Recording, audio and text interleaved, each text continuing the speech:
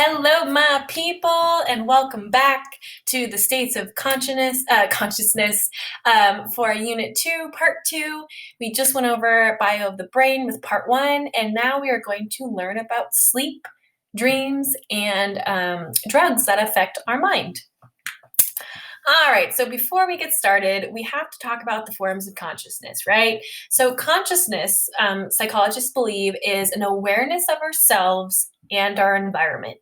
And there could be different types of this. It could be daydreaming, drowsiness, hallucinations, hypnosis, meditation. There's different types of forms of consciousness that we can go through. And it all depends on, it can depend on your cultural influences, that you may meditate more than some others. You may do a lot of daydreaming. So again, these are just different ways of looking at what different types of forms of consciousness can look like, right? And maybe after a full day of learning, you guys can look like this guy in the middle with the chair. All right. So let's talk about sleep and dreams, right? So sleep is the irresistible tempter to whom we inevitably succumb, right? So that's just one of my own little funny ways of saying what sleep is. It's the more that we learn about sleep studies in this 21st century, the more we realize how important sleep is to our body. Okay, so let's dive into our biological rhythm of sleep, right? And so it's called the circadian rhythm. And we have a 24-hour cycle of sleep and wakefulness, and it's called our biological clock. And our clock is dictated by light. So here, let me move my screen too, so you guys can see the full thing. So we all have a biological clock that is that flows within our body, and it is triggered by light and dark. And so light triggers the nucleus to decrease the morning melatonin levels, and it increases in the evening. So when we see, so for an example, maybe you guys notice that during the summer, you tend to stay awake longer just because the light, it doesn't get dark until later on in the evening.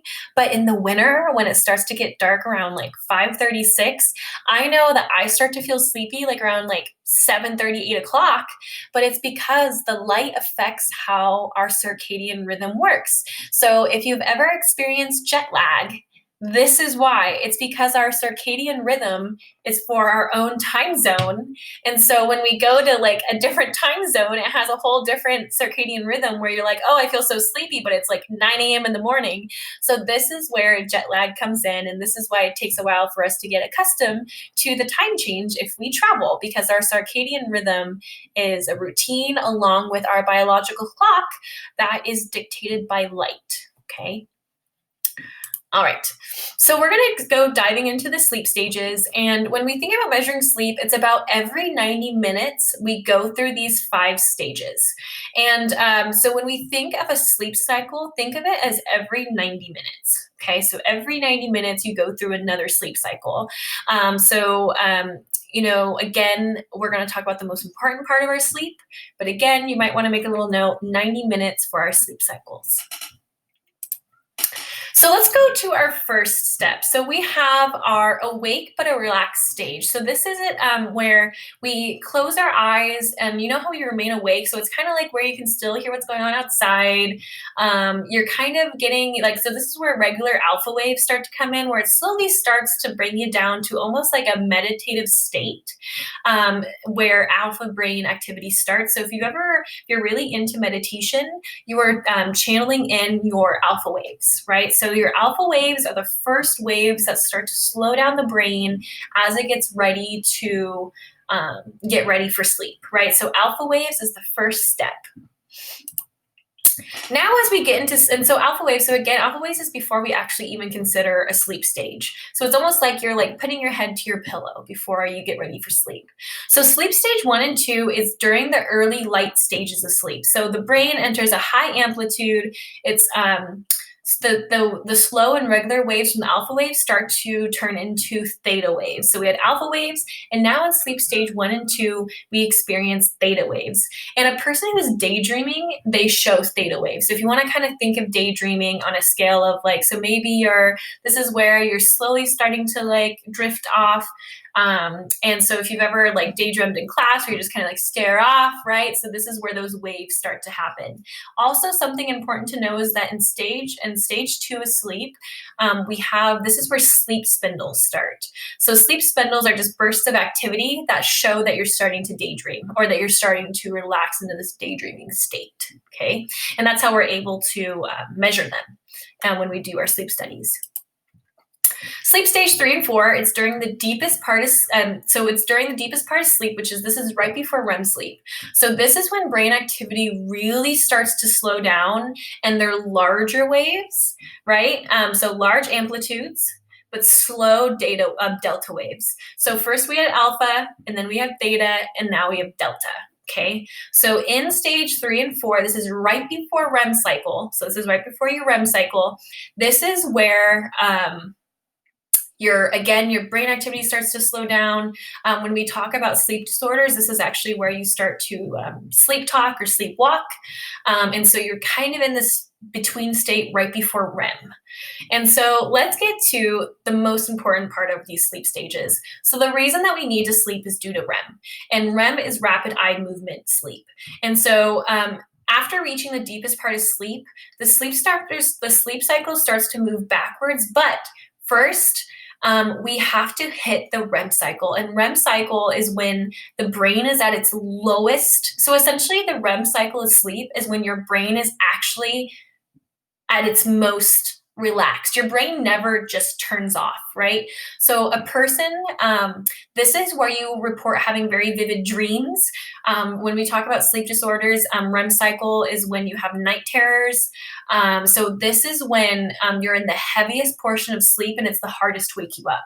So, if you're in stage 1 or 2 and your mom walks in, you could easily have woken up again. But REM cycle sleep, it's the deepest part of sleep. And during REM, it's so important that your brain has REM sleep because that is when your brain encodes the information from the day. So if you did a whole bunch of studying and you stayed up to like 4 a.m. and you only have like one REM cycle before your test, it's not going to do you any good because your REM cycle is what lets it encode into your brain, into your long-term memory. So your brain needs REM to reboot its charger. So this is where we see people who haven't slept for days start to go crazy. If our brain cannot rest and decode all that it's done for the day, it starts to short circuit. That's why also sometimes we have dreams about our day because it's actually our brain making sense of the day and categorizing it in our brain. So there's a lot of studies on what our dreams mean, which we'll talk about in a little bit, and Freud definitely has some things to say about our dreams, okay? All right, so we have the stage 5 is our REM cycle. And so again, just a few more little side bits of REM cycle, just making sure I'm keeping up with my little notes here. So again, like I said, it's rapid eye movement, which indicates the person's having dreams. And the REM cycle, this is a newer term. It's considered a paradoxical sleep because the brain is almost as active as being awake, but the body is paralyzed. I know how creepy that sounds, but REM cycle allows your brain to not worry about what your body's doing, and it fully, kind of categorizes itself and like, okay, this information that was learned today needs to go here. And so REM cycle is the most important for your brain, but also this is where a lot of people may have like woken up and they can't move their body. So there's a lot of interesting sleep disorders that happen within stage 3, 4, and REM sleep, okay? And again, just like I said, with each 90-minute cycle, stage 4 decreases and the duration of REM sleep increases. So as you sleep longer and longer through your cycles, your REM cycle gets longer and longer as your stage 4 decreases. So even though it's every 90 minutes, the more you sleep, the more REM you get.